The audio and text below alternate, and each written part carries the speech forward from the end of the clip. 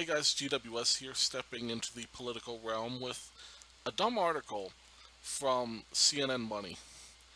And I usually don't do establishment media because we all know that they're garbage. It's just a fact. Um, but this is especially important to me, being from the Rust Belt. Um, so we're going to talk about protectionism. We're going to talk about this article, and um, I'm going to lay out the whole picture of protectionism, not just what both sides are going to give you, and I'm going to give you my take on it. Now, first, in order to know the arguments, you got to know what protectionism is. Protectionism just protects workers um, in this country either from jobs being outsourced or from being underbid for workers. So, the whole theory behind protectionism is that you have countries with lower standards of regulation, countries that allow child labor, countries that have no minimum wage, countries that are developing and have workers who will work as essentially slave laborers. And the idea behind protectionism is you are protecting against those countries which will naturally have an unfair advantage over countries with higher standards that, because of those standards, are going to pay higher wages. Um, and that's important because protectionism does not bring jobs back into this country. And that's what people need to realize. And this is even a mistake Trump makes every now and then, but it's a mistake a lot of protectionism right wingers make. It's a mistake that almost all left wingers make. Left wingers will make the argument that protectionism is going to bring the jobs back. No, that's not how it works. Like, a company's not going to care. A company that's already overseas is not going to care if you slap a 25% tariff. All they're going to do is raise prices. It protects companies here, because their future, the whole motive behind making a big move and spending millions of dollars on a factory overseas is that over the long run, that decision's going to pay for itself. And if you make it so that decision will not pay for itself, then they're going to stay here because that is the most business sound decision.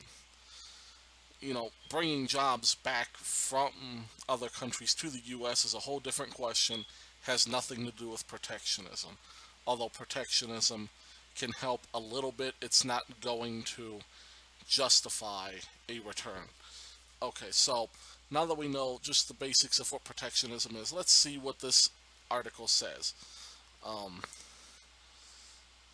First of all, let's cover this glaring title here. Two words: Great Depression. Um, the Great Depression started before the tariffs of the early 1930s. The tariffs did not cause the Great Depression. Now, there is something to be said about imposing tariffs after there's an economic crisis, because that can make things difficult. And like a tariff is not going to get you out of a crisis. It is a protection of workers. It's very limited. It's not going to cause a depression. But see, you're going to have establishment media and purist libertarians. They're going to argue this point. Let me make sure this is on. Yeah, we're on. Okay, it's itching for a trade war. No matter what you do for a living, that should scare you. See, already with the fear mongering, because the whole thing is you want to, like, when you tell people how they should emotionally feel about something, that says where your motivation is. And this is part of the problem with the mainstream media. This is why you're not trusted. Things like this, like trying to um, subtly put emotions into somebody's head, put the preconceived notion that they should be afraid. before you've given out a single fact. Did Donald Trump start a trade war that America will lose? Well, we're going to see how they do not back up that point at all. That could slow down business activity around the world by crimping international trade. In a worst case scenario, trade wars can lead to a global depression. Protectionist trade policies are one of the primary factors economists cite for deepening the Great Depression. Now, see, that's a more reasonable point because this just says deepening the Great Depression. And admittedly, it probably did not help at the time they did it because the impact of a tariff is it's just a reality. It's going to raise prices on foreign goods. The problem is when you do that and your American companies are failing because of the depression, because of the speculation that led to it in the late 1920s, then yeah, it's going to hurt. But tariffs by themselves do not cause depressions. Just a little tidbit. There is a rationale for when you implement tariffs and what you're trying to fix when you implement a tariff because it's a very specific thing. So if there's one thing that most economists agree upon, it's no one wins in a trade war. Depends what you define as winning, really. If the economy overall in the world shrinks, but yet we come out ahead, then that could be said to be winning. Or if more people are working and are able to produce, and even if the raw economic situation may not look as good, the fact that people have more purchasing power to buy American goods, although the prices are going to go up overall, because you'll have components that are hard to find in the U.S. And this is worst case. This is like everybody embargoes everybody else. Like even in that scenario, it's like you're still going to have American companies employing American people, and you're going to have people producing. They may pay more. It may balance itself out, but it's going to balance itself out in a way where you're going to have a little bit more equality rather than all this dependency that's being developed. So he tweeted out Friday morning for the United States a trade war was good and easy to win. And again, I'll even say it to Trump. It's like it depends on your perspective and it depends on the severity of the trade war. It depends on who it's with and what commodities it's over. It depends on our ability. There's so many things that go into um, the impact of something like that. For example, when we started World War II, Japan actually fought us on two fronts.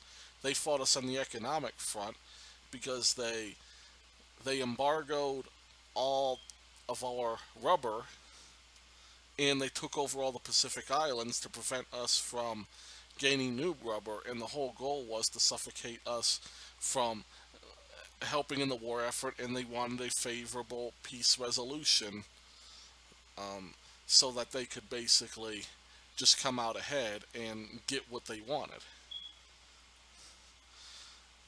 Here's how U.S. businesses and consumers stand to lose if President Trump gets his wish for a trade war. Prices will go up. That is a fact. That is true. This much is certain in a trade war. U.S. consumers and businesses will be left for the bill. Now, it's also important to note that while prices will go up overall, the more companies use American components, the less prices are going to go up.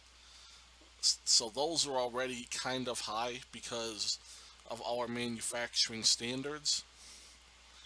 And the prices of those components will be minimally affected, except for maybe through reverberations, they'll go up a little bit with some inflation, or it'll depend on what the Fed does, whether there's they're gonna increase or decrease money velocity in response to all this. That, like I said, there's so much that can go into this. The point is, yeah, prices are going to go up. That's a fact. President Trump says he's planning to impose a 25% tariff on imported steel and 10% tariff on imported aluminum.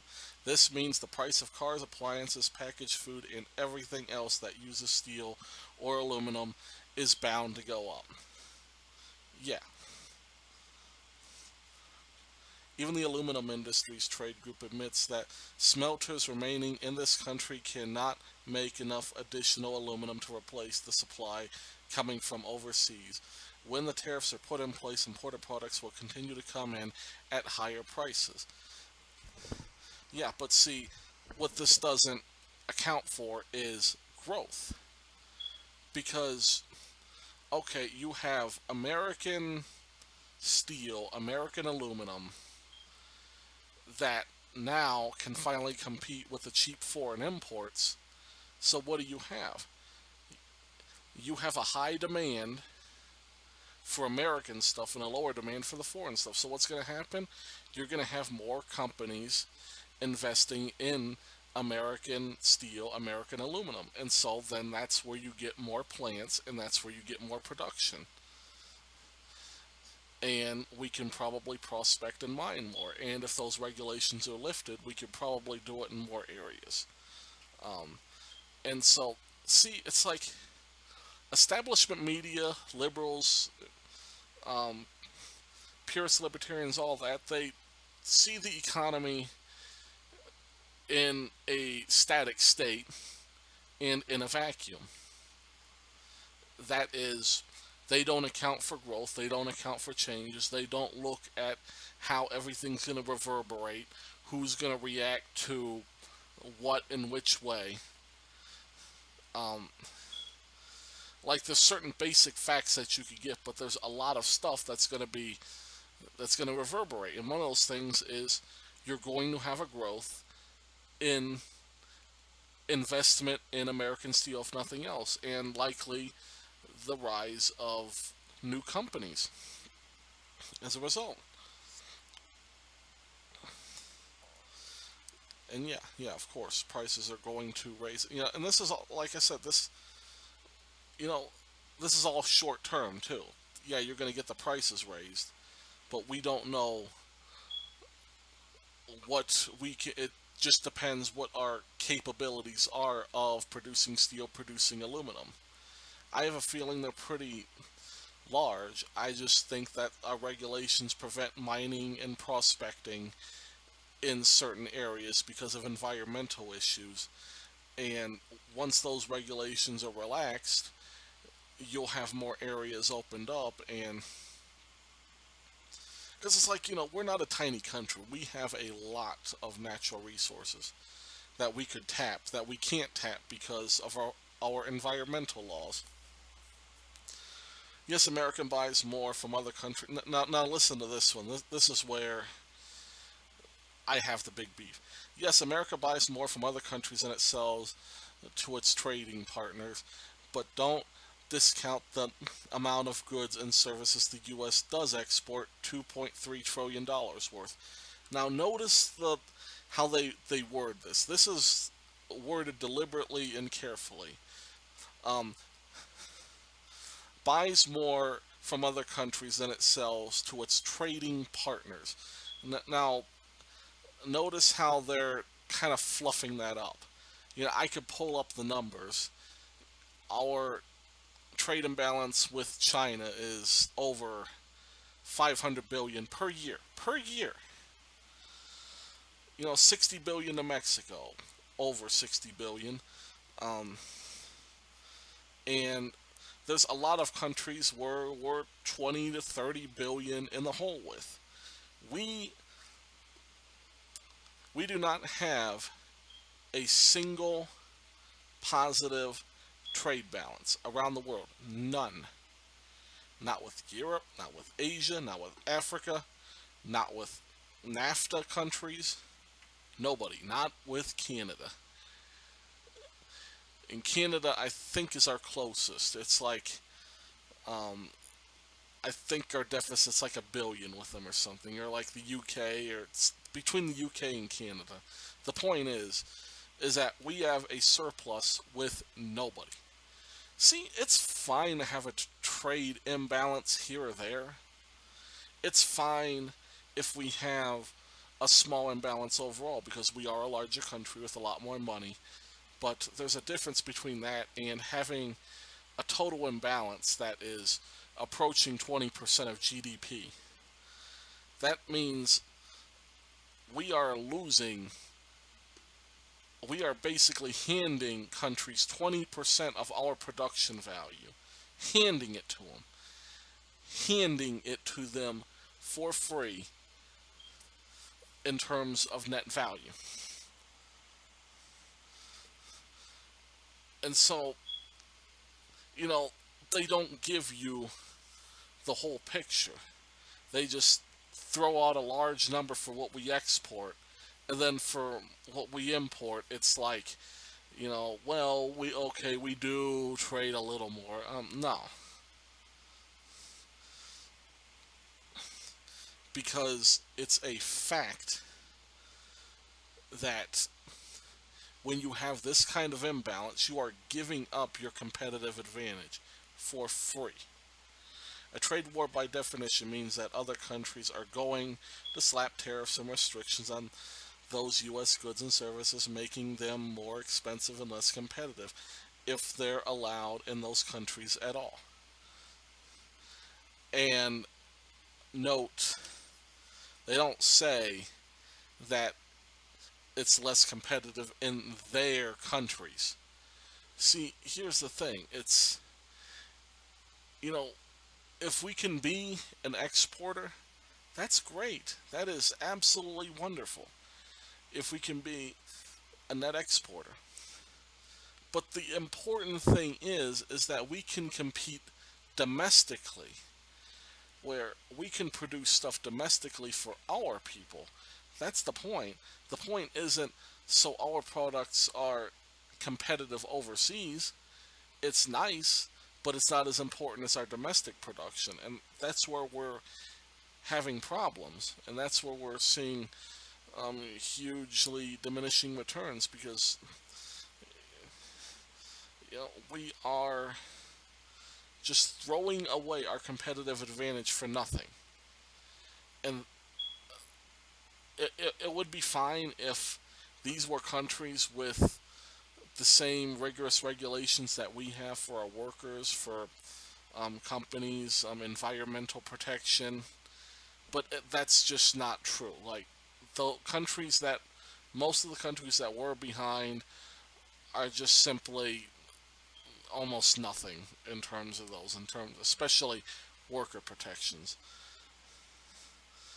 And once an American business loses a contact to sell its product overseas, it could take a long time to win that business back.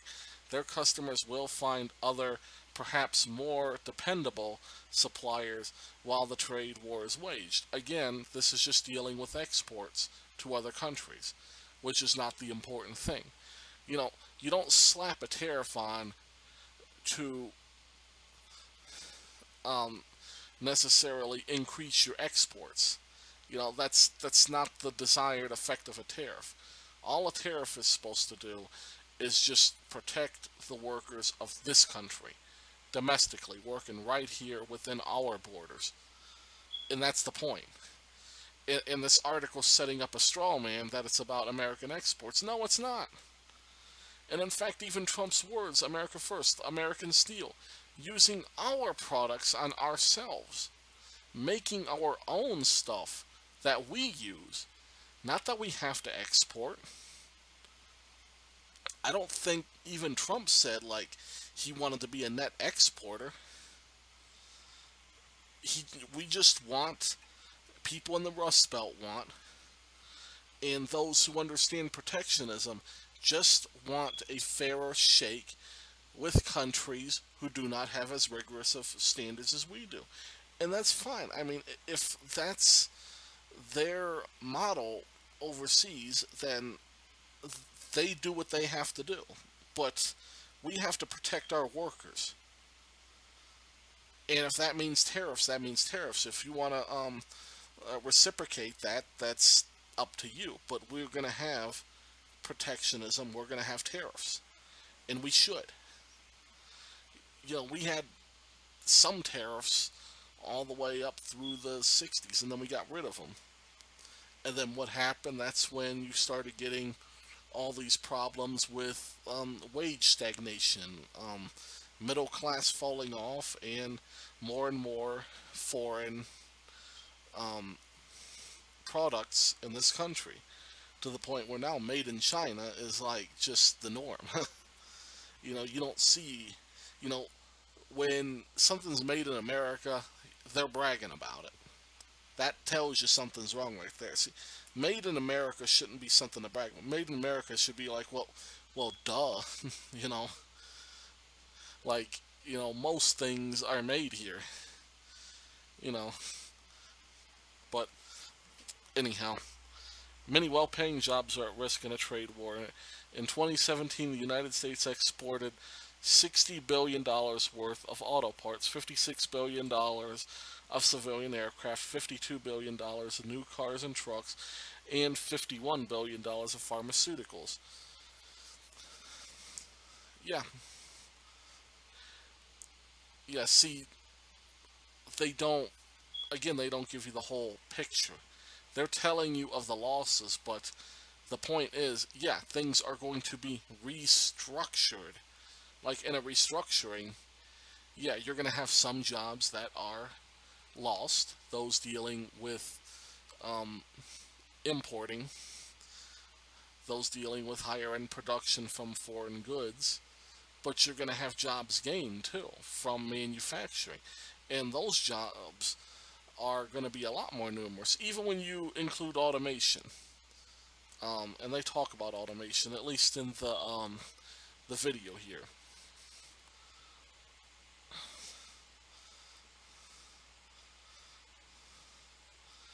And now they're going to talk about the deficit and all that. I don't think we're going to go into this whole thing, but there's one thing I want to touch on. That's the thing that's in this video here. Um, they try to, like they always do this. There's a boogeyman on the loose on the left, and basically, yeah, it's mostly on the left anti-protectionist specifically, like CNN and other establishment media. The boogeyman is automation, and you even see people such as the Young Turks. They'll talk about it. They'll talk about automation, how it's costing jobs. First of all, automation's been going on for hundreds of years. Like any increase in standard of living includes automation. Instead of a maid, you have a vacuum. Um, instead of a plow, you got a tractor. And these things take away a lot of jobs. But see, um, people just don't poof and lose existence. These people become available to work in other areas. Like, you know, we've always had factories. Like, you had texture mills and all that, textile mills and all that in the early 1800s. But when people were freed to work in the cities, all of a sudden, that's when you had the factory explosion and the Industrial Revolution, as late as it was, come to the U.S. at about the time when you had things like automobiles and improved farming practices, improved technology, etc.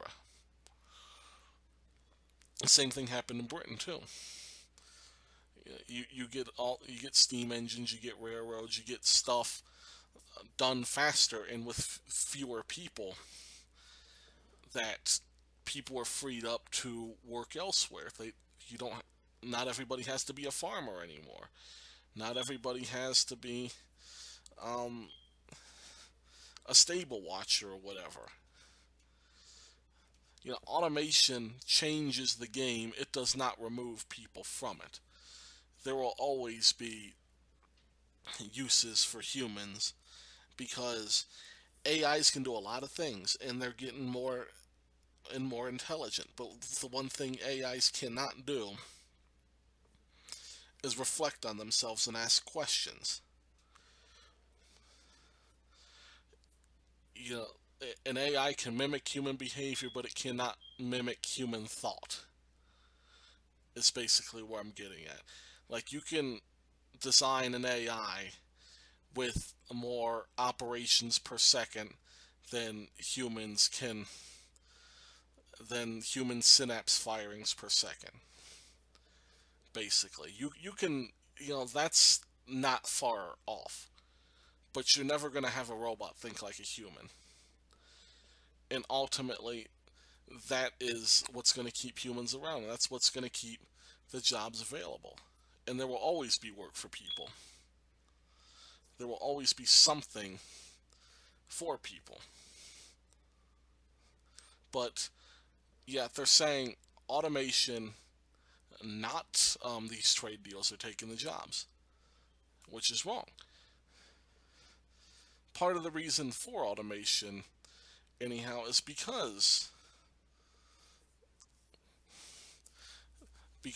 of how expensive it is to make goods here, because we just don't have a good market for it. But once you get the tariffs and you have American competitive goods and all that, you will have more and more companies building stuff here, and they're not all going to. There will be some processes that are automated, but there'll be a lot that aren't. And that is going to help things overall. See, here's the thing, too, and I'll just leave with this final point, and that is that people in the services sector, people in the media, which is a service, um, these are the people that are most scared about it. So when you hear somebody talking about automation, when you hear someone talking about tariffs and how bad they are, how bad protectionism is, look at where they work. Ask where they work or look up where they work. It's all services. Just keep that in mind because these are the people who don't want to lose their jobs because the last thing they want is for this country to be productive again. Thanks for listening, guys. God bless.